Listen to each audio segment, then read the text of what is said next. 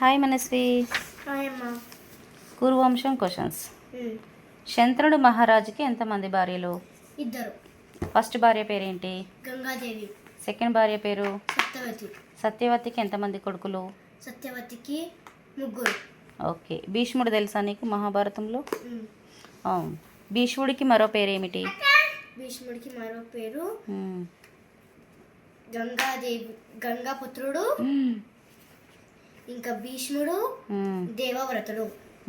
భీష్ముడి గురువు పేరు? పరశురాముడు. Okay okay.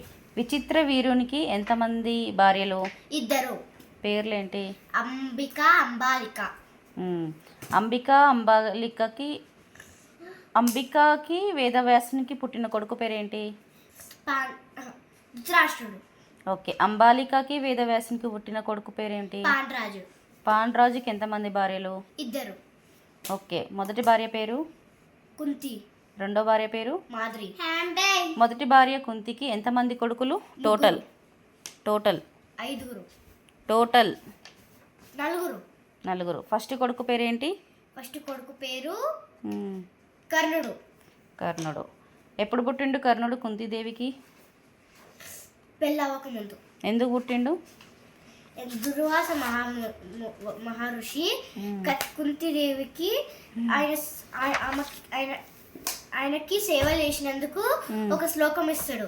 ఆ శ్లోకం తోటి ఆమె ఆయన అంటాడు, ఈ శ్లోకం తోటి నువ్వు ఏదన్నా పిల్లని కనొచ్చు అని చెప్పిండు. అయితే ఆమె ఒకసారి ట్రై చేసింది. సూర్యుని వచ్చి చెప్పింది, తీరే చేసింది, వస్తారా రాదా అని టెస్ట్ చేసింది. Okay okay. మరి ఆ విషయం పాండ్రాజుకు చెప్పిందా? చెప్దాం అనుకుంది, కానీ చెప్పలోపే ఆయన ఛాన్స్ ఇవ్వలేదు. Okay okay. తర్వాత కుంతీదేవికి పాండ్రాజుకు పుట్టిన ముగ్గురు కొడుకుల పేర్లు ఏంటి?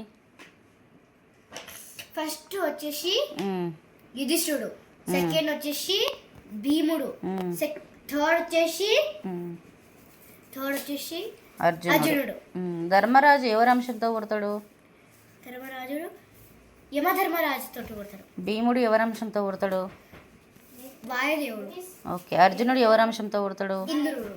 ఓకే. మాధురికి ఎంతమంది కొడుకులు? ఇద్దరు. ఎవరు పేర్లేంటి? నకుల సహదేవుడు. ఎవరి అంశంతో పుడతారు వాళ్ళు? అశ్విని దేవతల అంశంతో పుడతారు. ఓకే. ధృతరాష్ట్రుని భార్య పేరేంటి?